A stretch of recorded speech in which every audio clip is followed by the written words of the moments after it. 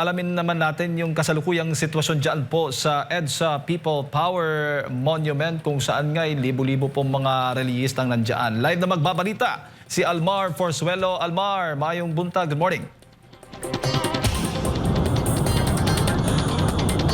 Yes, Jade, magandang umaga at Admar, magandang umaga. Dito nga tayo sa kahabaan ng Ortigas Avenue at nung dumaan tayo dito sa may papuntang northbound kapartner Jade at Admar ay hindi na madaanan itong mga kasendan dito, nakaparking yung mga sasakyan ng mga nagrarally. Yan po yung makakita nyo sa TV screen ninyo mga kapartner, yan po yung papuntang northbound. At doon sa may kanto ng Corinthians Avenue mga kapartner ay may nakaharang na isang bus, kaya hindi madaanan ng mga motorista itong ang habaan ng northbound. At ang ginawa ng MMDA mga kapartners, pagbaba mo dito sa may flyover ng Ortigas Avenue,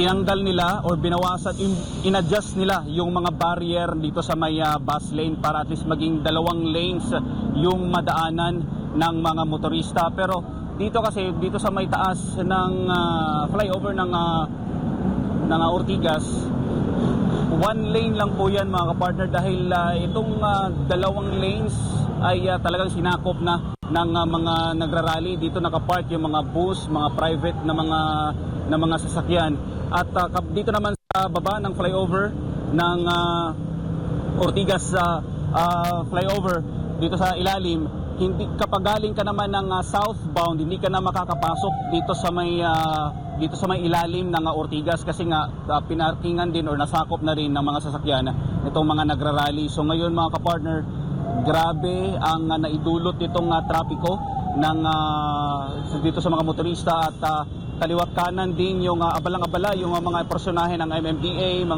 ang highway patrol group mga kapartner sa pagtitimon dito nga sa traffic dito pa sa para sa mga sasakyan na makadaan. Diyan naman sa mga nakikita niyo mga kapartner sa inyong TV screen, yan din ito din po yung baba ng flyover diyan sa Ortigas. Ginawa na ring parking lot ng mga nagrarally ng mga nagrarally dito sa may EDSA mga kapartner. So ngayon wala pa tayong nakausap na mula dun sa mga organizers dito sa mga nagrarally kasi nga hindi pa tayo o nahirapan tayo sa pagpasok dito sa pinaka main nga doon sa mga may stage nila mga kapartner kasi nga sa dami ng tao dahil wala pa tayong na-interview kasi nga wala pang humaharap sa atin mga kapartner. Pero so far yan yung latest dito sa EDSA mga kapartner. So lilinawin lang natin sa ating mga kababayan na mga motorista, tanging mga tao na lang po yung naglalakad at maaaring makapasok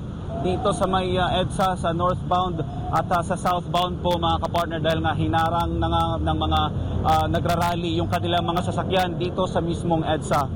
Jade at Admar. Opo, Almar, yung MRT ba natin, mahaba na rin yung pila sa napagdaanan mo kanina? Ano ulit yun, partner Admar? Yung sa bahagi ng mga MRT stations natin, kapansin-pansin ba na mas marami ang sumasakay na lang ng MRT? Kasi kung sarado na ito, nakikita din natin, pati ata itong bus lane ay sarado rin. Tama ba?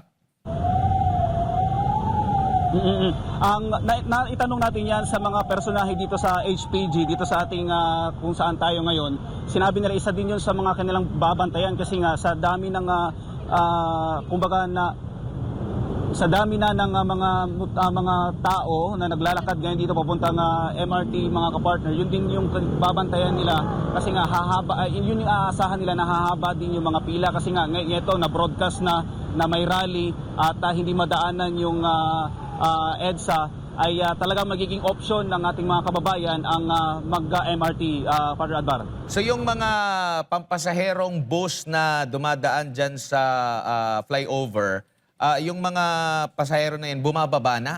Nakikita mo na bumababa at naglalakad na lang sa flyover? May mga naglalakad pero hindi natin alam kung kung mga pasahero ba yan na bumaba sa sa mga doon sa bus, pero ang sitwasyon ngayon talagang one lane lang yung madadaanan, partner Admar, sa papuntang papuntang northbound, at doon naman sa kung galing ka ng southbound dito sa may magsisimula ang traffic dito sa may Ortigas, ilalim ng Ortigas sa flyover. So yung iba, papunta na lang ng C5, mas best at iwasan na lang yung area na yan dyan sa EDSA.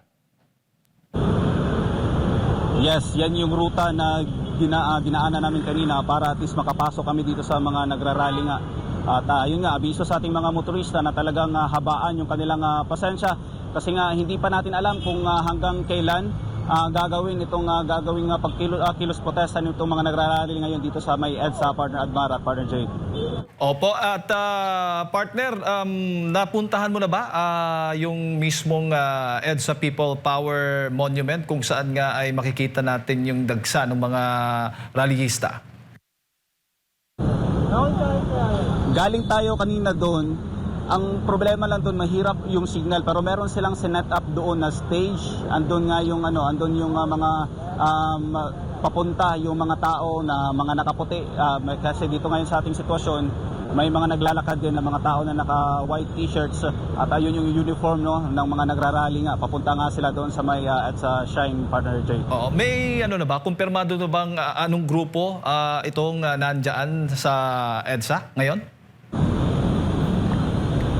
Hindi pa natin matukoy kung anong grupo ito, partner Jade, kasi nga wala pa tayong nakakausap mula sa mga organizers, kasi nga hindi pahirapan yung pagpasok doon sa mismong stage nila, kasi nga sa dami ng sasakyan na nakapark at sa dami din ng mga tao na naglalakad dito nga sa sidewalk, mga partner, para nga makapunta na sa kanilang mga destinasyon.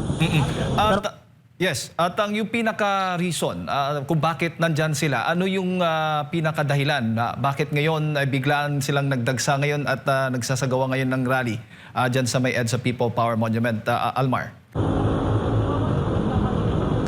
Sa initial na information na nakuha natin dito nga sa mga mismong tao na nag-attend doon mismo sa may malapit sa gate, ang sinasabi nila yun ang patuloy na korupsyon na nangyayari ngayon sa ating bansa, na pawang ang mga sangkot ng dito sa umano'y korupsyon ay yung mga inihalal ng taong bayan. So yun yung gusto nilang masolusyonan. So far, yun pa lang yung nakuha natin na information mula dito sa mga nagrarally, partner Jay. Alright, Almar, nagtuloy-tuloy pa rin ba yung pag-ulan ngayon? Kanina malakas yung ulan, basang-basa na nga kami ng team, pero ngayon at least huminto na, at nakapagbato tayo ng live ngayon dito sa ating programa sa Pulso ng Bayan, at asahan na mamaya ay uulan pa kasi makulimlim, masyado makulimlim dito sa lugar, dito sa kinaroroonan natin, partner Jay. Alright, ingat kayo dyan, partner, at hingi kaming update mamaya, at patuloy po tayong nakatutok dyan po sa EDSA People Power Monument, at maraming salamat. Almar Forzuelo nagbabalita ng live. Nasa EDSA Ortigas po siya, sa may EDSA Shrine po si partner Almar Forzuelo. Mula po siya kanina doon sa EDSA People Power Monument, kaya mahina po signal, kaya po dyan po siya ngayon nagla-live, at nakikita po natin ang matinding daloy po ng traffic, kaya po sa mga motorista ay pag-isipan nyo na po yung alternative routes para po hindi po kayo maabala po sa matinding traffic dyan po sa may EDSA People Power Monument.